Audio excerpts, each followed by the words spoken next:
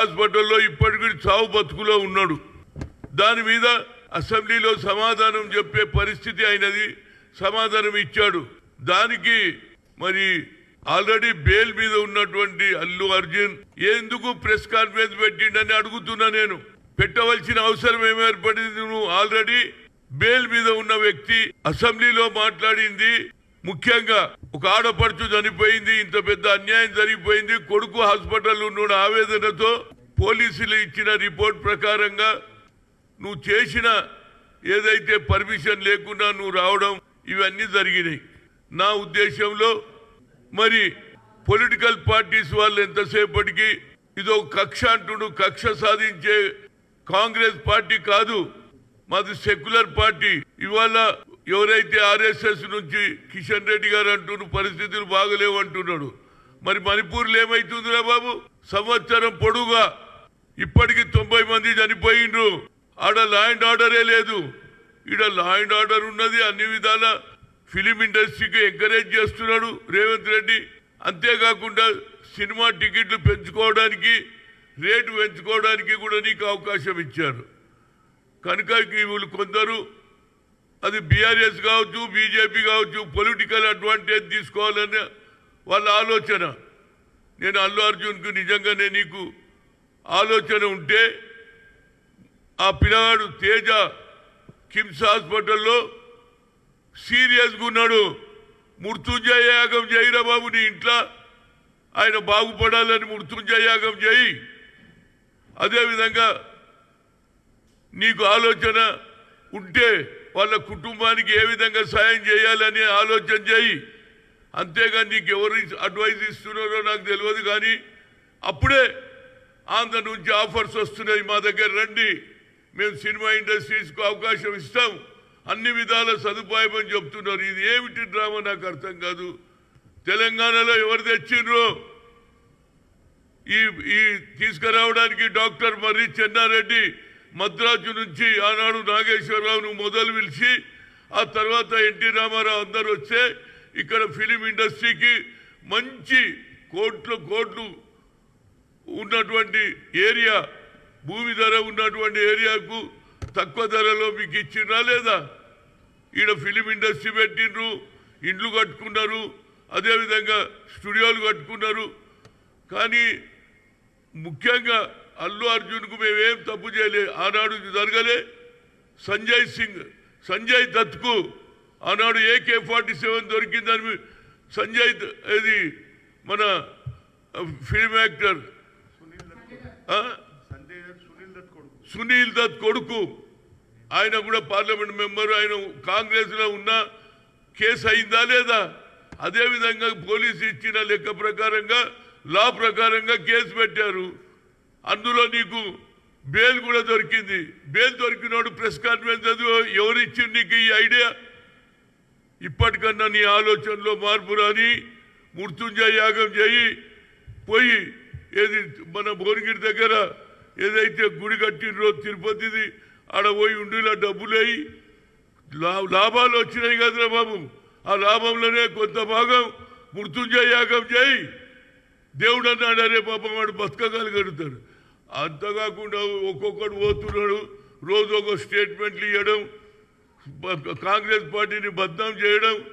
రేవంత్ రెడ్డి ఏం తప్పు చేయలే, అకార్డింగ్ టు లా ఆయన మాట్లాడిండు అంతే తప్పితే దానికి నాదేదో నా మనోభావాలు దెబ్బతిన్నామని సచిన వాళ్ళ కుటుంబాలు ఎంత బాధపడుతుందిరా బాబు.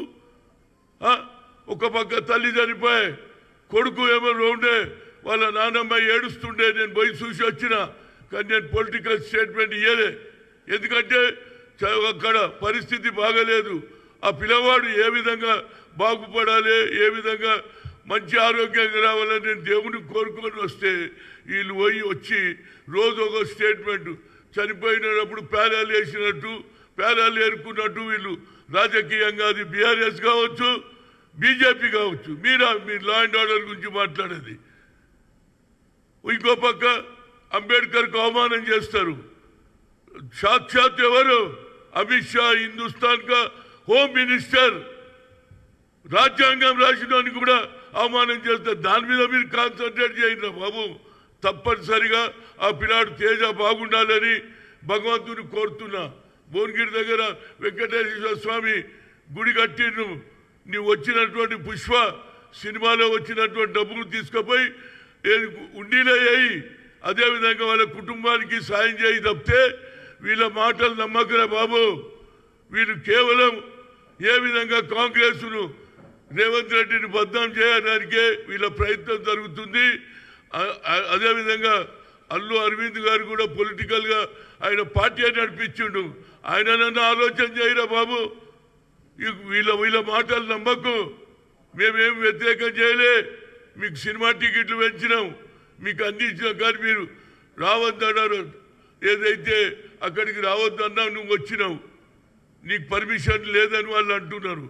ఇవాళ ఎవరు సివి ఆనంద్ కూడా అన్ని రిపోర్ట్ ఇచ్చిండు. కనుక నా ఉద్దేశంలో ఇక్కడికే స్టాప్ చేయండి. దేవుని కోరుదాం.